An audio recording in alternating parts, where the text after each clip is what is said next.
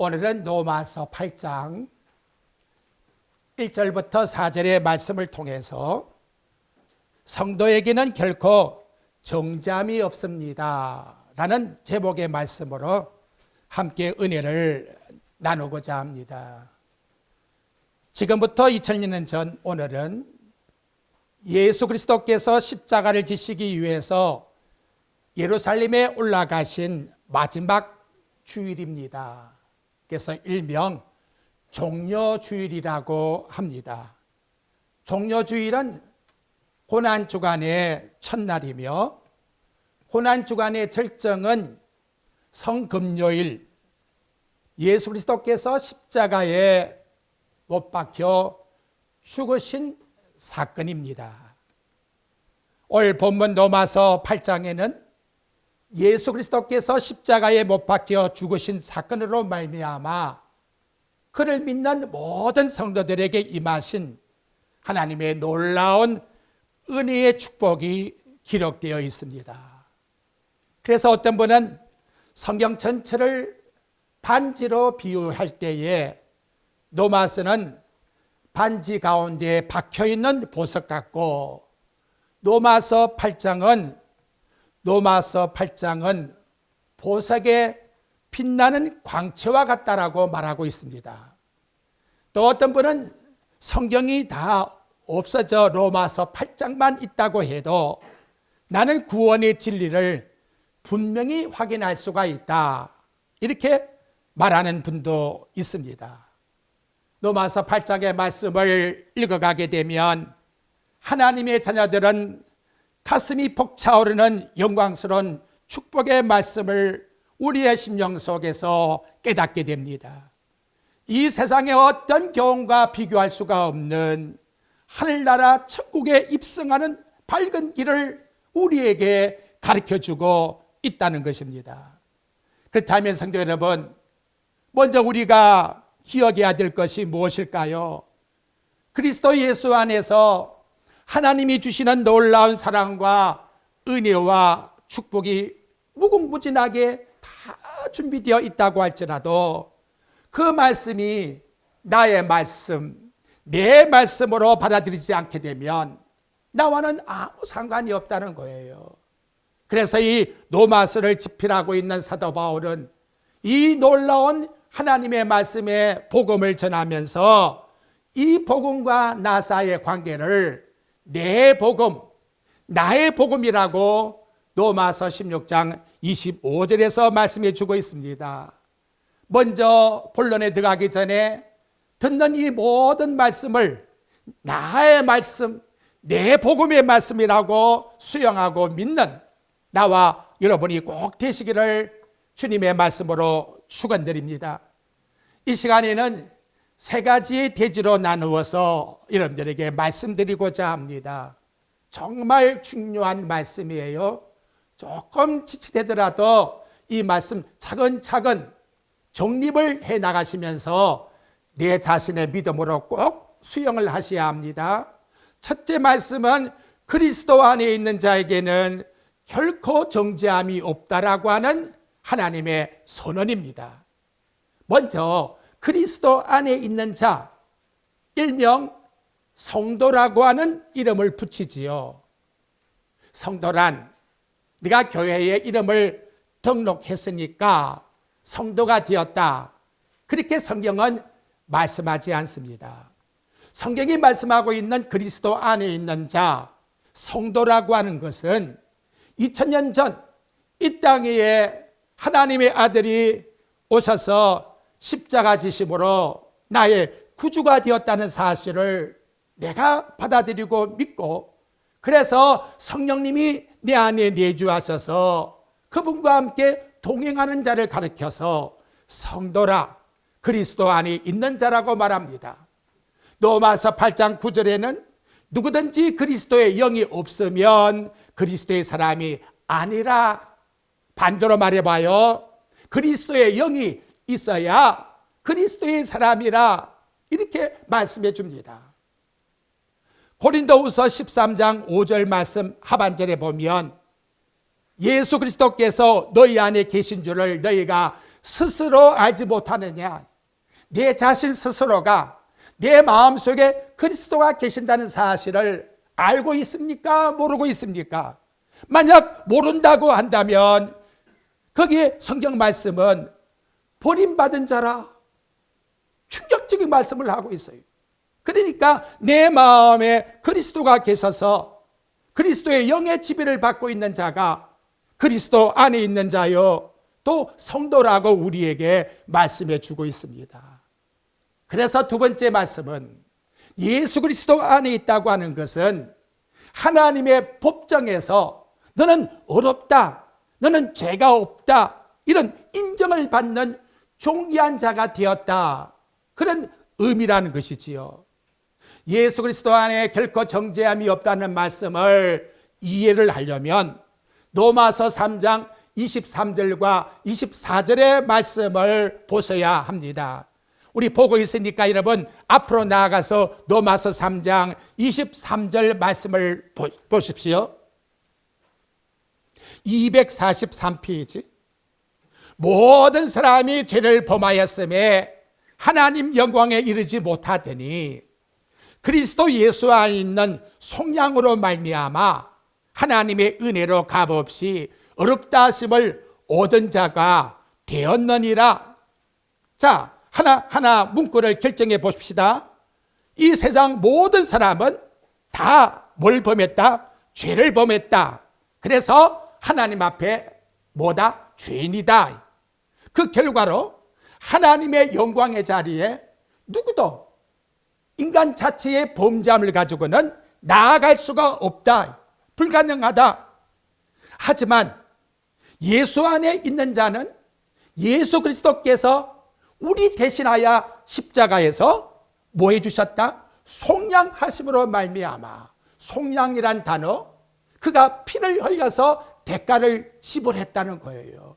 그의 피, 그 피의 대가 때문에 우리는 죄에서 어렵다 하심을 받는 무지함을 입게 되었다라고 이렇게 성경은 말씀합니다. 그러니까 바울이 하나님 말씀으로 강조해 주는 것은 인간이 어렵다 하심을 받는 길은 오직 유일한 한 길밖에 없다. 예수 그리스도를 믿는 이 믿음, 그 피로 말미암아 죄사함 받는 이 길 외에는 다른 길이 없다. 이렇게 우리에게 말씀으로 해주고 있다는 거지요. 그리스도께서 2000년 전에 십자가상에 돌아가신 것을 우리는 한 주의 고난 속에서 기념하고 있습니다만은 무엇을 우리 마음에 느끼며 감사해야 됩니까? 그가 가신 고통과 아픔 그런 것이 아니에요. 그가 흘리신 피 때문에 내가 죄 가운데서 속량을 받아 죄 있는 내가 어렵다, 죄가 없는 자가 되었다고 하는 무지의 선언을 받게 되었다는 것, 이것이 얼마나 고맙고 감사한 말씀입니까? 이 피의 공로가 없으면 누구도 하나님 앞에 나아갈 수가 없다라고 성경은 우리에게 말씀해 주고 있습니다. 이제 그 좋은 예를 보십시오. 애굽에서 이스라엘 백성이 나올 때에 그 첫날 유월절을 지키게 됩니다. 그때에 애굽의 사람들은 어떠했느냐? 출애굽기 12장 30절에 보게 되면 그 밤에 바로와 그 모든 신하와 모든 애굽 사람이 일어나고 애굽에 큰 부르짖음이 있었으니 이는 그 나라에 죽임을 당하지 아니한 집이 하나도 없었습니다. 장자가 다 죽었으니 한밤중에 통곡 소리가 일어나게 되었다는 것이지요. 그런데 이스라엘 신은 어땠느냐? 출애굽기 11장 7절에 보니까 이스라엘 자손에게는 사람에게나 짐승에게나 개 한 마리도 그 혀를 움직이지 아니하리니 고요하더니 평안한 단잠을 허락해 주었다는 것이지요.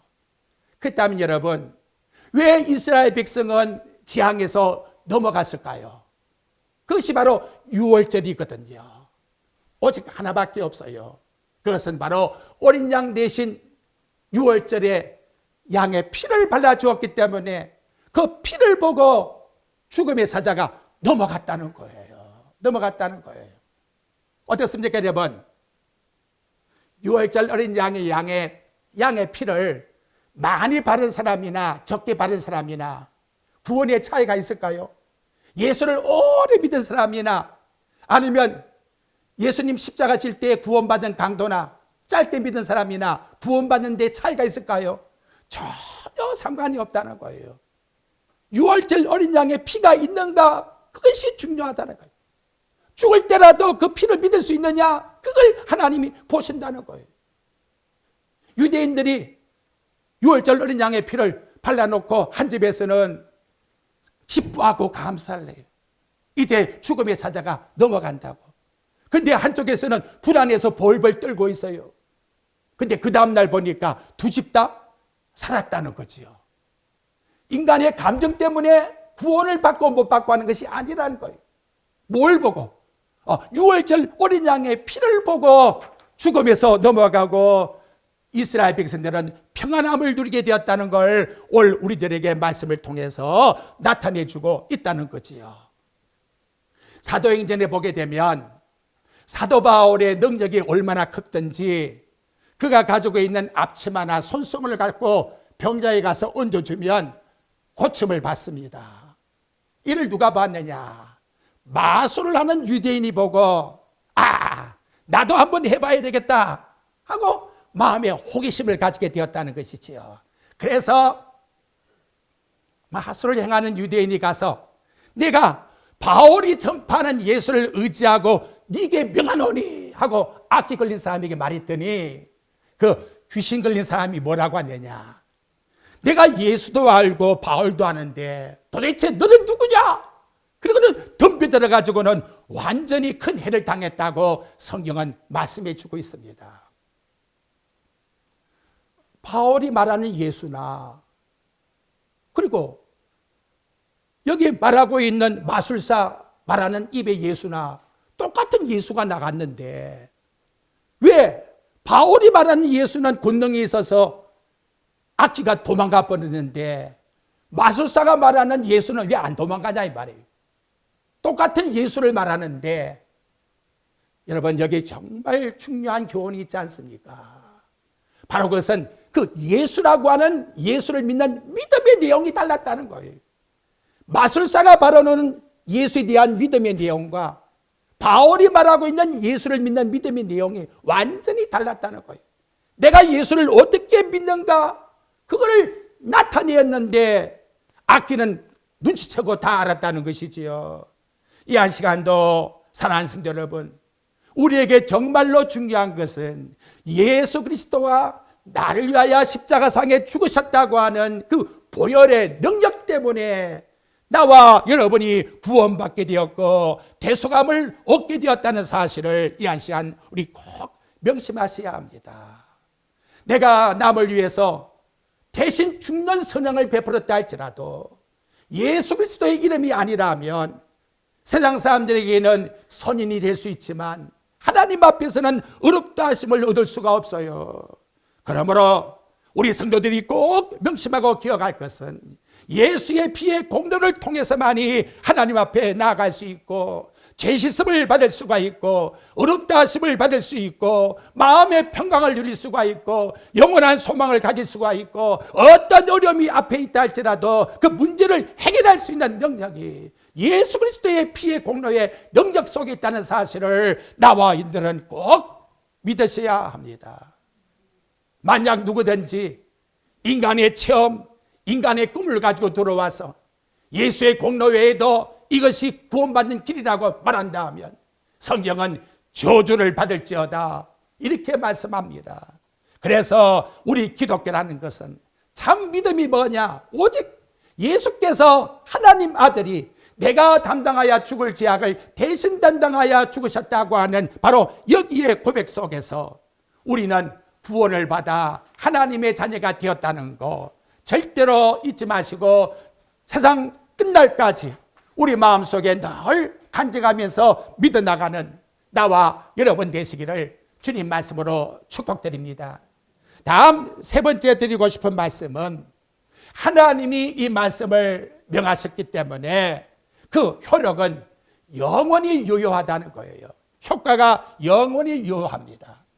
민수기 23장 19절에 보면 하나님은 거짓말을 하실 수가 없고 후회가 없으시고 그 말씀은 반드시 시행된다고 말씀합니다. 히브리서 10장 14절 말씀에 보면 예수의 흘리신 그 보혈의 피의 능력이 한 번의 제사로 영원히 온전해졌느니라.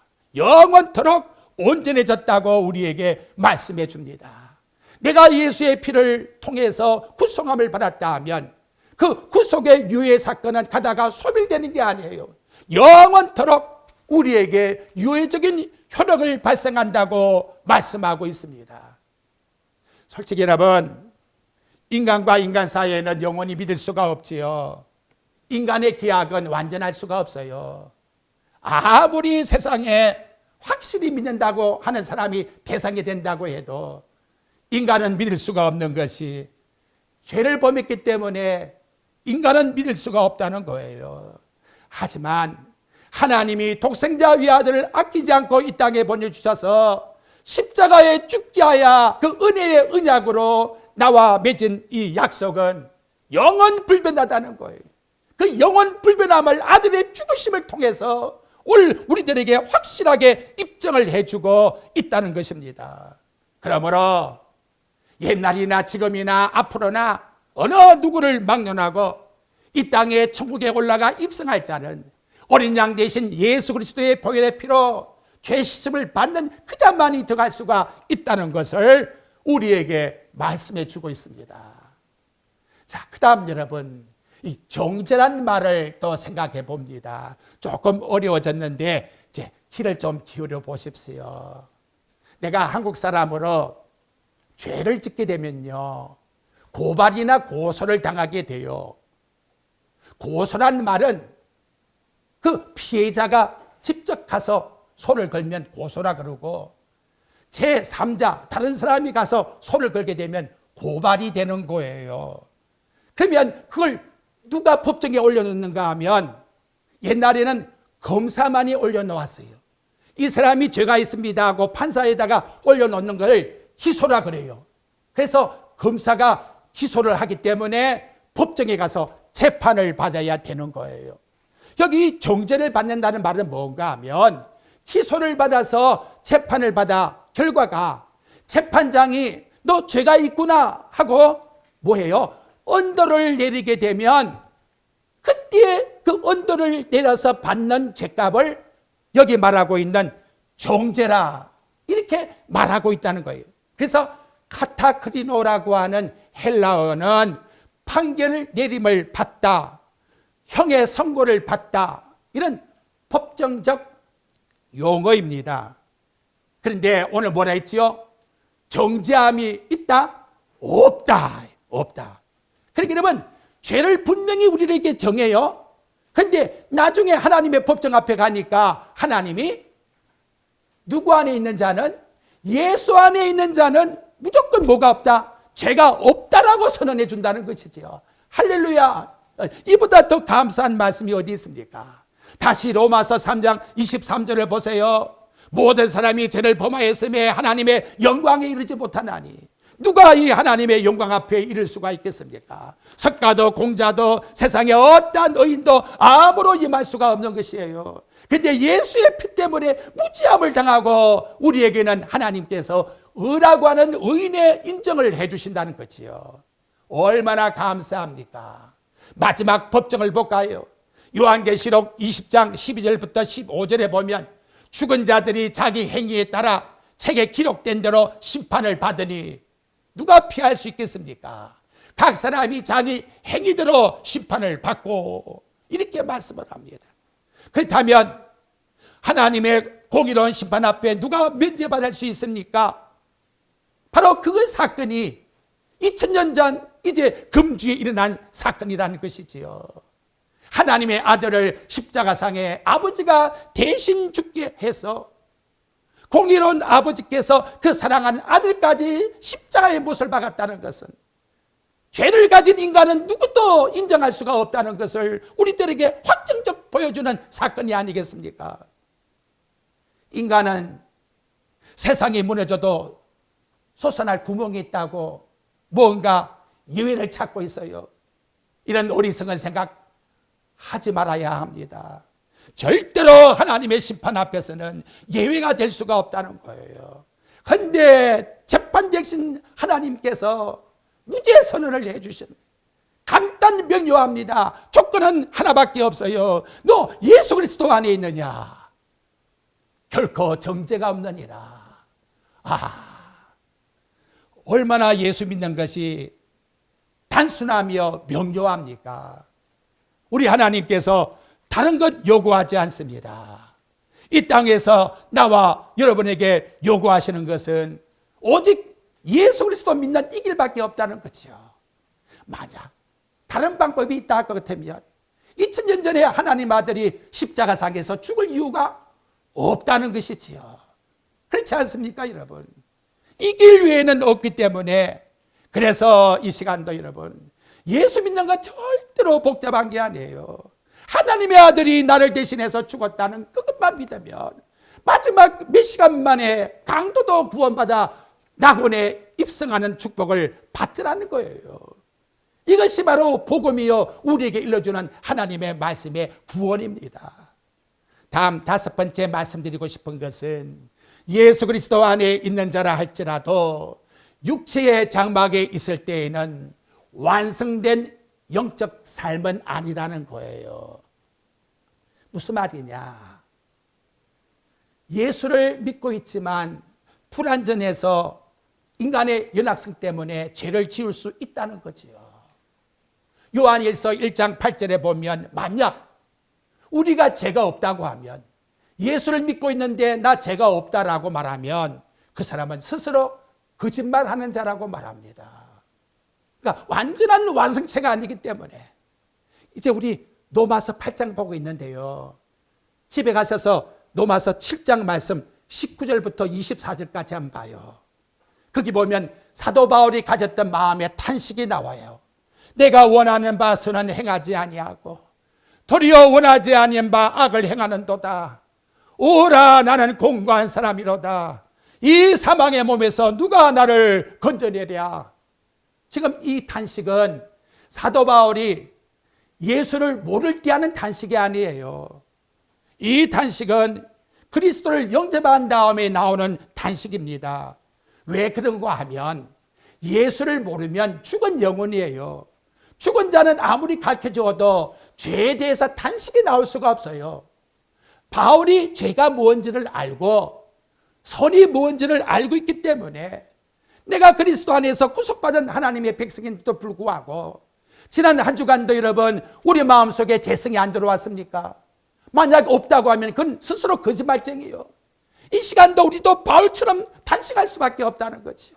네가 그리스도 안에서 구원함을 받았고 선을 위해서 살고 하나님을 위해서 살아야 될 텐데, 오라 공고하도다. 왜 내 마음의 이 죄악의 죄성이 하나님의 선을 이루지 못하게 하는고, 이 탄식의 소리가 나올 수밖에 없다는 거예요. 그걸 로마서 7장의 말씀에서 우리들에게 나타내주고 있다는 것이지요. 그렇다면 여러분, 이 탄식으로 말미암아 우리의 하나님께 받은 어렵다함이 소멸되었습니까? 아니라는 거예요. 로마서 8장 1절에 한번 보십시오. 어떤 말씀이 나오지요? 그러므로 결과 접속사가 나왔어요.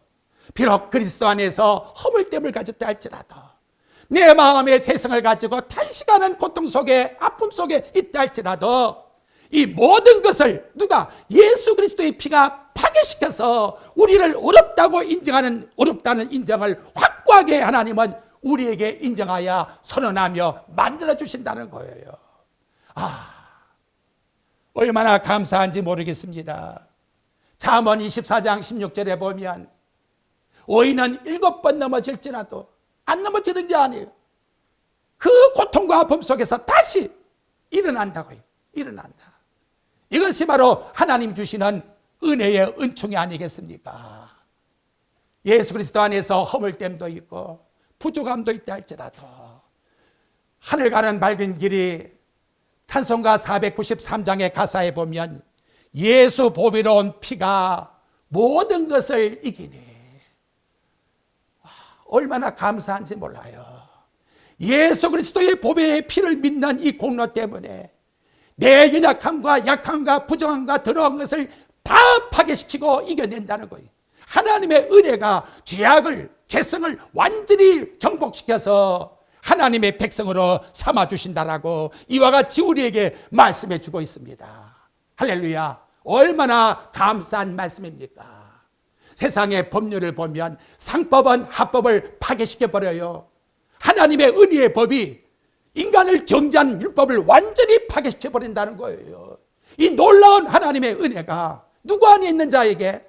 그렇습니다. 예수 그리스도 안에 있는 자에게 있다라고. 그 주인공이 누굽니까? 바로 내게 있다라고. 감사하지 않습니까, 여러분?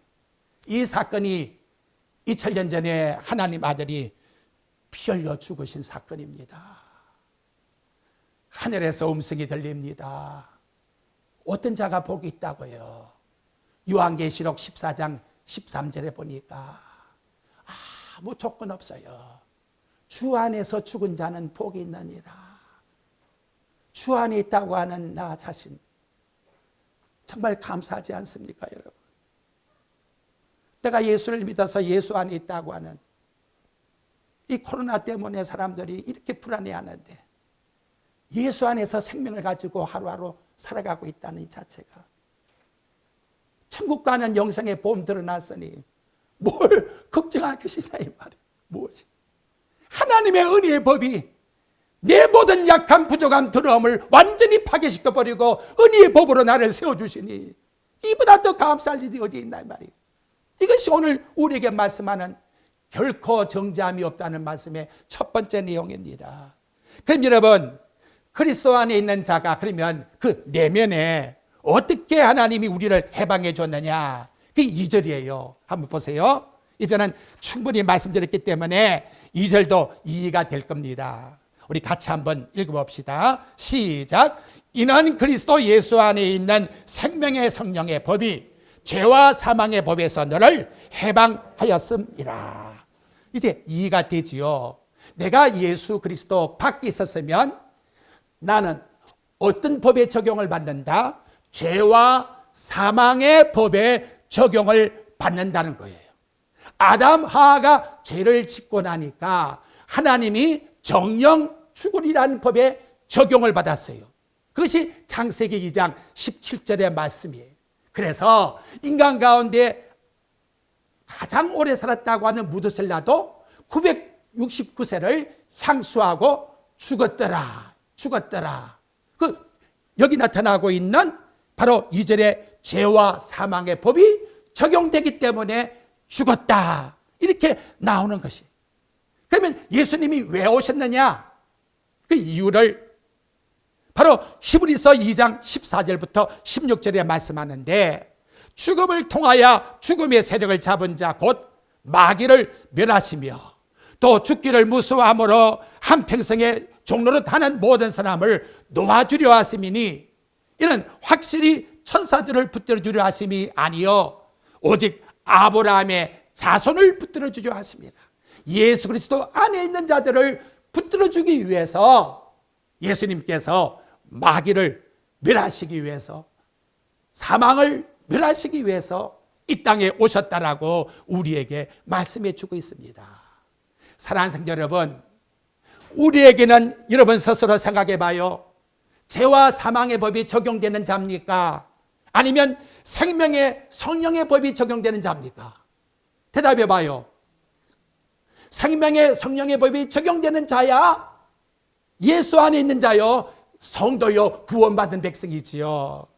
그런데 하나님의 성령이라고 하는 성령의 법이 적용된다면 내 마음에 생명을 이루게 나가시는 성령님이 무엇이다? 계신다는 거예요. 어떻게 내게 오게 되었느냐? 사도행전 2장 33절에 말씀합니다. 하나님이 오른손으로 예수를 높이심에 그가 약속하신 성령을 아버지께 받아서 너희가 보고 듣는 이것을 부어주셨나니라. 바로 이 사건을 만들기 위해서 2000년 전에 하나님 아들이 십자가에 죽으셨다는 거예요. 그리고 그 아들의 죽으심을 아버지가 받으시고 그리고 나서 50일 만에 성령을 보내주셨는데, 예수 믿는 모든 사람들에게 다 보내주심으로 우리는 율법의 정죄를 받는 통치 아래에 있는 자가 아니라 어디에 있다? 생명의 성령의 법의 통치 속에 살아가는 나와 여러분이 되었다라고 성경은 우리에게 말씀해 줍니다. 지금 보고 있는 로마서 8장 10절 안 봐요? 어떤 통치를 우리가 받고 있는가? 정말 중요한 말씀입니다. 시작. 또 그리스도께서 너희 안에 계시면 몸은 죄로 말미암아 죽은 것이나 영은 의로 말미암아 살아 있는 것이니라. 아멘. 성령의 생명의 법이 나를 통치하기 때문에 내 육체는 흙으로 돌아가나 내 영은 영원히 살아있다라고 우리에게 성경 말씀은 나타내주고 있는 것입니다. 율법 속에 있다면 아무리 발부둥 친다 할지라도 인간은 완전히 지킬 수가 없어요. 늘 불안전합니다. 그리고 마음속에 불안이 뭐냐, 이렇게 해가지고 내가 천국 가겠느냐고 발부둥 치고 있는 거예요. 성령의 법이 와서 나를 통치하는 걸 모르기 때문에 율법의 법을 가지고 천국 가려고 하니까 갈 자가 누가 있나 말이에요. 갈 자가 아무도 갈 사람이 없어.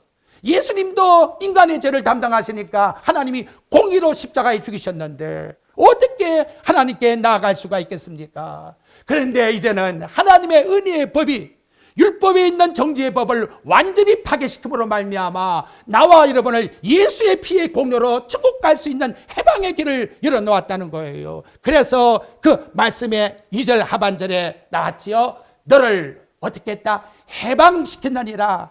할렐루야. 해방을 받았단 말이에요. 해방을. 갇히 있는 자가 아니에요. 우리는 사망 속에 갇히 있는 자가 아니에요.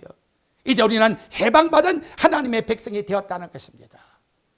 이걸 자세하게 설명한 데가 어디냐? 디도서 2장 11절부터 14절의 말씀을 합니다. 모든 사람에게 구원을 주시는 하나님의 은혜가 나타나. 모든 사람에게 구원을 주시는데 율법이 주는 것이 아니라 은혜가 나타나서 우리를 양육하시고 경건치 않는 것과 이 세상의 정욕을 버리게 함과 신중함과 의로움과 경건함으로 이 세상에 살고 복스러운 소망을 우리에게 가지게 해서 하나님의 그리스도 예수의 영광 앞으로 나아가게 한다고 하나님의 은혜가 우리의 마음을 이렇게 주장한다고 말씀합니다. 자, 여러분, 우리가 신앙생활하는 것은 법 아래에서 사는 게 아니에요. 이제 우리는 어디에서? 성령이 주시는 은혜 속에서 산다. 나는 은혜 속에서 사는 사람이다. 우리 하나님이 과거나 지금이나 미래의 모든 죄까지 다 용서해 주기 위하여 나와 여러분을 은혜 가운데 불렀다는 것을 이 한 시간도 우리 꼭 명심하십시오. 그러므로 부탁드립니다. 살아가는 생활이 힘이 더 어렵고 힘들고 괴로울 때에 어떻게 해야 벗어날까요? 벗어나는 방법은 바로 오늘 우리에게 일러주는 그리스도 안에 있는 자에게는 결코 정죄함이 없느니라. 나는 예수 그리스도 안에서 생명의 성령의 법 안에 살고 있느니라. 이렇게 여러분 내 영혼을 향해서 외쳐야 합니다. 외쳐야 합니다. 이럴 때야 하나님이 우리에게 힘과 능력을 도하여 주시는 것입니다. 다음 마지막 결론 세 번째, 예수 그리스도께서 율법의 모든 걸 다 성취했다는 겁니다. 8장 3절 한번 보십시오. 성령의 법 속에 살면 그러면 율법은 뭐냐 그럴 거 아니에요. 그래서 3절에 말씀을 해요. 율법이 육신으로 말미암아 연약하여 할 수 없는 그것을 하나님은 하시나니 곧 죄로 말미암아 자기 아들을 죄 있는 육신의 모양으로 보내어 육신의 죄를 정하사 라고 말씀을 하고 있습니다. 율법이라는 것은 오늘 우리들에게 어렵게 할 수 있는 기능이 없어요. 그러면 율법이 필요 없습니까? 아니라는 거예요. 로마서 7장 12절 말씀에 보면 율법은 어려운 말씀이고 또 우리로 하여금 죄를 깨닫게 해주는 기능을 가진 말씀이라고 말씀하고 있습니다. 그런데 어려운 율법이 왜 우리를 어렵게 하지 못하느냐? 그것은 율법에 문제가 있는 것이 아니라 우리에게 문제가 있다는 거예요. 3절 봐요. 율법이 육신으로 말미암아 연약하여 할 수 없는 그것을, 육신으로 말미암아 연약해서 우리가 죄를 지어 놓으니까 율법은 할 수가 없어. 자꾸 정죄만 하니까 이거는 율법으로서는 우리가 할 수가 없다는 거예요. 여기에서는 내가 희망이 없다는 거예요. 근데 누가 할 수 있느냐? 하나님은 하시나니. 하나님은 하실 수 있다는 거예요. 어떻게 했습니까? 곧. 그 내용이 나왔잖아요. 죄로 말미암아 자기 아들을 죄 있는 육신의 모양으로 보내요. 하나님이 죄 없는 그 아들을 죄 있는 우리 인간의 육신의 죄를 담당하게 만들어서 죄를 정하게 하사 십자가에 죽게 만드심으로 말미암아 나와 여러분들에게 율법이 이루어야 될 그 성취를 아들이 대신 이름으로 말미암아 아들을 믿는 우리도 성취되게 해주셨다라고 이렇게 우리에게 설명을 해주고 있다는 것입니다. 율법은요 100가지 가운데 한 가지도 범하면 다 무너지는 거예요. 다 범한 것과 마찬가지입니다. 그래서 하나님이 쓴 방법은 바로 그 아들을 십자가에 죽으심으로 말미암아 율법이 할 수 없는 그것을 영원히 온전히 완전히 단번에 이루었다라고 성경은 우리에게 말씀으로 나타내 줍니다. 이제 결론적으로 결과를 봅시다. 4절입니다. 육신을 따르지 않고 그 영을 따르게 행하는 우리에게 이제는 여러분 육신을 따라가지 마십시오. 육신을 따르게 되면 이제 5절부터 나옵니다마는 육신을 따른 자는 육신의 일을 하는 거예요. 영을 따른 자는 영의 일을 하는 거예요. 근데 결과가 뭐냐? 여기 6절에 보니까 예수 떠난 육신의 생각은 결론이 사망밖에 없어요. 그런데 영의 생각은 생명과 평안이라고 우리에게 말씀을 통해서 나타내주고 있다는 것입니다. 여러분 마지막 법정 앞에서 누가 정죄를 할까요? 율법이 정죄하는 거예요. 저 인간은 죄를 범했다고. 맞습니다. 틀린 게 하나도 없어요. 그래서 죄의 값은 사망이라고 분명히 저 사람은 죽여야 된다라고 율법이 정죄를 합니다. 그런데 하나님은 어떻게 선언한다고요? 은혜의 법이 선언해요. 내 아들이 대신해서 죽었다. 그래서 예수를 믿는 그 자는 죄가 없다. 이렇게 무죄 판정을 해주신다는 거예요. 이것이 그리스도 예수 아닌 자에게 결코 정죄함이 없다라고 하는 놀라운 하나님의 은혜의 축복입니다. 율법도 인격으로 말하면 깜짝 놀랄 거 아닙니까? 하늘의 천사들도 깜짝 놀랄 거 아니에요. 정말로 우리 하나님의 사랑이 크구나. 하나님의 사랑이 크구나. 당신의 아들까지 죽여서 범죄한 우리 인간들을 하나님이 죄 없다 하시고 당신의 아들로 삼아주시는 이 하나님의 놀라운 사랑, 이 은혜 얼마나 크고 무궁무진합니까?